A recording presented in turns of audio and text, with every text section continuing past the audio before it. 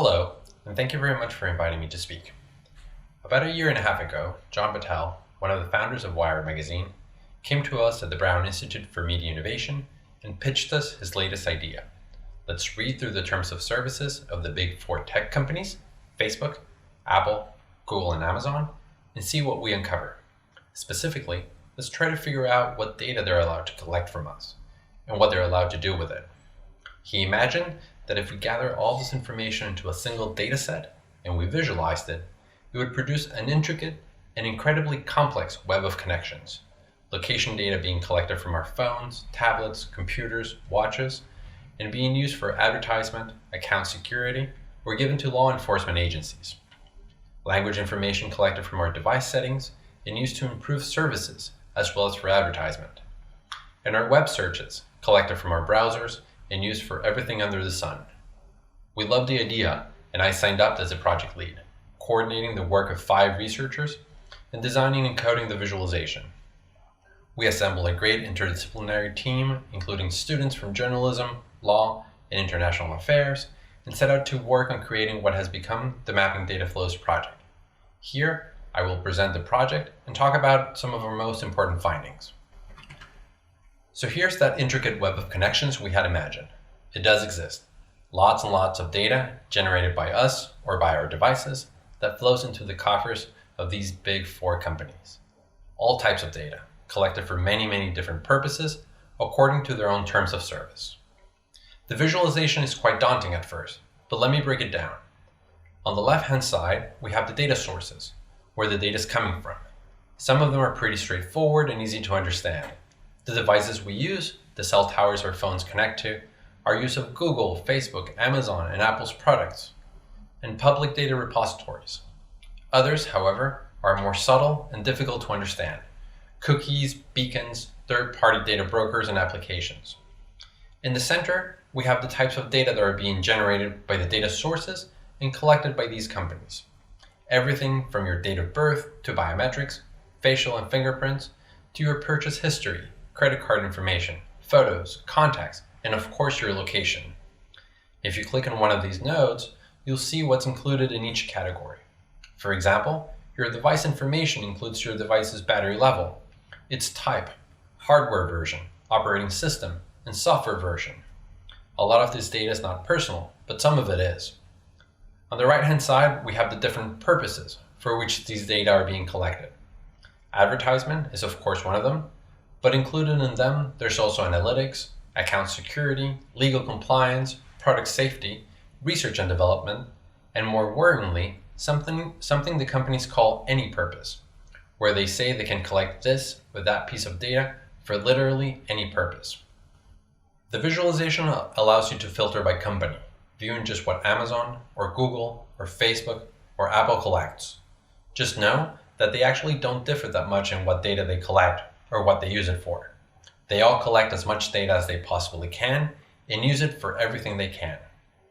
It also allows you to select different types of data, such as location data, or device information, or personal information. The same applies for the collection purpose. You can select to see only the data collected for advertising purposes, or for research and development, or the data collected to be given to third parties. You can select only the data that you actively provide the companies, such as your biometrics, your demographics, or your searches, or only the data that's harvested, automatically collected without you having to do anything in particular, or the data that's provided to the companies by third parties. And you can mix and match all these filters to create a custom and very specific view of our visualization. You can also click on any individual node and see all its connections, as well as a more detailed list of what's included in it. Finally, you can choose to compare 2 companies, highlighting in orange or blue what's collected exclusively by each one of them, and in white what's collected by both. For example, we can compare Amazon and Google, looking exclusively at what data is harvested. The orange lines are Google and the blue ones are Amazon. White is what's collected by both. If you click on demographic data, you can see that Google collects data from public data sources and uses it, amongst other things, for services for external businesses, which includes help to advertisers, fulfillment, and technical support. But this is still extremely vague, and the terms of services don't really tell us which businesses exactly is Google using our demographic data for. Here's another example comparing Apple and Facebook. You would initially think Facebook would collect much more data than Apple. However, they both collect as much data as they can, but according to their terms of services, they do it for different purposes. You can see that Facebook uses many more types of data for account security and analytics, and Apple uses credit history data to improve products. What exactly does this mean? We don't know, but the visualization helps you ask more precise questions about what data these companies are collecting and what they're using it for. We have also included some case studies that illustrate some of the reporting that has been done around privacy and data with our visualization. For example, this one for Apple. Apple takes pains to position itself as going above and beyond with regards to privacy and protecting users' data. However, its privacy policy is extremely vague and open to interpretation, affording Apple the ability to collect and use vast amounts of customer data. Here, we're showing only the data collected by Apple. This is important for two reasons. First, Apple's privacy policy explicitly states that it, quote, may collect, use, transfer, and disclose non-personal information for any purpose, end quote. That's pretty much all information beyond your name and contact information. It collects data about everything you do on or with your phone, everywhere you go, which apps you interact with, who you talk to the most, even your health data, and use it for whatever they want, including advertising. Even personal data can be used to, quote, create, develop, operate, deliver, and improve our products, services, content, and advertising, end quote, which includes almost every purpose we identified in our visualization. Apple may take precautions to protect users' data, but it can collect and use it with very few limitations. Here we show only the non-personal data collected by Apple. Many people consider data to be the new oil of the information economy, the fuel that powers innovation and wealth. But unlike oil, data can be copied, shared, and easily transported. However, as John Battelle says, the current infrastructure built around data processing is predicated on walls and rivalries, making it extremely difficult to share data across our society. This business model has generated great wealth for the big tech companies, but has failed to enable all of us to participate in this flourishing.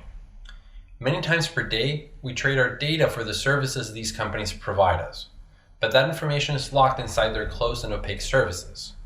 They virtually own the data that we give them and the data that we produce while using them, and they profit immensely from it. Our project seeks to map this ecosystem, making evident how vast and broad it is, how all-encompassing and deep it is. And in the process, we try to raise awareness and questions. What if we could truly own our data and control the ways in which it was collected and used? For the remainder of this year, we will further develop this line of reasoning.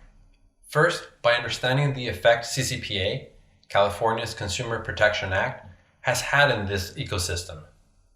We will include a filter in our visualization where you will be able to see how CCPA compliant these terms of services are. We will pair this with actual reporting on how CCPA came into being, looking at the original ballot initiative, the behind closed doors negotiations, and the final form of the bill. And lastly, we have downloaded all of Amazon's, Apple's, Facebook's, and Google's historical terms of services. We will analyze these documents and incorporate them into our visualization. By the time we finish, you will be able to scroll back in time and see how this whole ecosystem of data collection and use has developed and changed over the last 15 years. In the meantime, we invite you to go to mappingdataflows.com and explore our visualization. There, you can also download our base datasets and our white paper. And if you have any questions or comments, please don't hesitate to contact us at mappingdataflows@browninstitute.org. Thank you very much.